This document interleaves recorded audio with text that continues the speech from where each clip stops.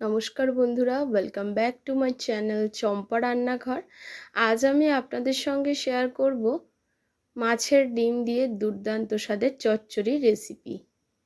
ঢেঁড়স দিয়ে তৈরি করে দেখাবো আজকের এই মাছের ডিমের রেসিপিটি। তার জন্য দেখুন, এখানে রুই মাছের ডিম নিয়ে নিয়েছি। এখন মাছের ডিমটা কিন্তু শুধুমাত্র খুব ভালো করে ধুয়ে নিয়েছি, ওই রকমই গোটা রেখে দিয়েছি। কোনো রকম কাটাকুটি করব না, ওই রকম গোটা থাকবে।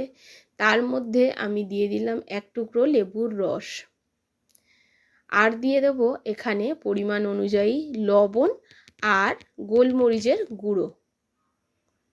দেখুন,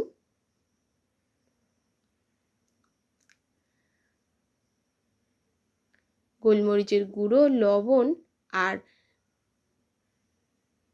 লেবুর রসটা দিয়ে খুব ভালো করে এই মাছের ডিমটাকে মাখিয়ে রেখে দেবো সাইডে।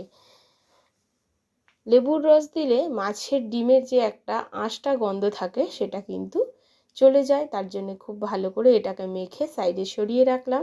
এখন ঢেঁড়সগুলোকে কেটে নেব। ঢেঁড়সগুলো একদম ভাজার মতো করেই আমি কাটছি। তাছাড়া আপনাদের যদি অপছন্দ হয়, আপনারা আপনাদের পছন্দ মতো ঢেঁড়সগুলোকে কেটে নিতে পারেন।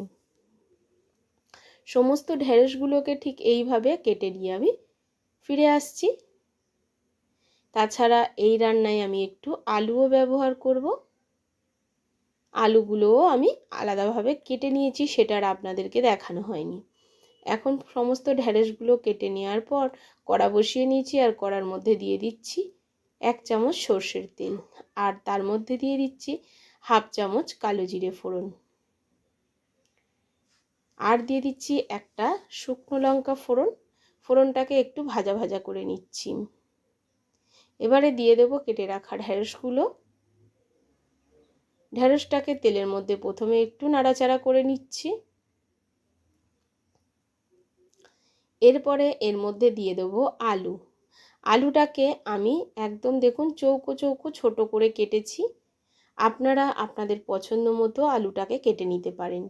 এবারে আলু আর ঢেঁড়সটাকে একটু নাড়াচাড়া করে আমি এর মধ্যে দিয়ে দেব পরিমাণ মতো লবণ আর হলুদ।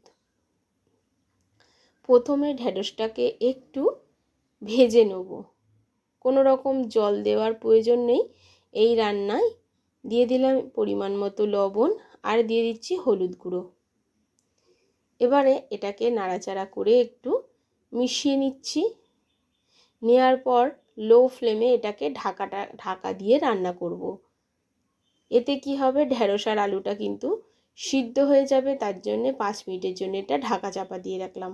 5 মিনিট পর ঢাকনাটা খুলে নিচ্ছি।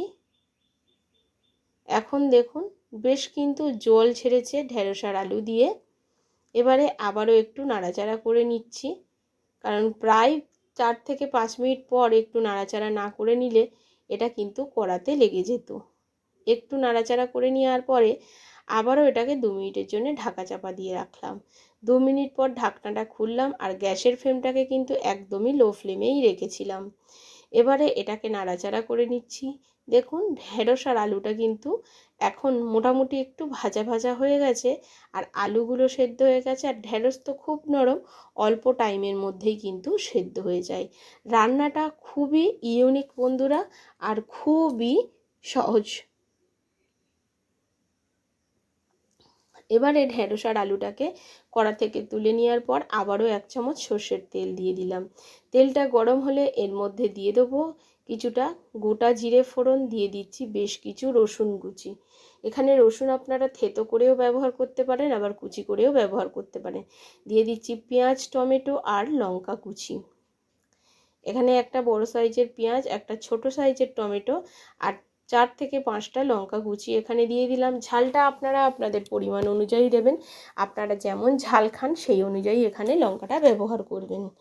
এবারে খুব ভালো করে একটু নাড়াচাড়া করে টমেটো পেঁয়াজটাকে হালকা করে ভেজে নিতে হবে।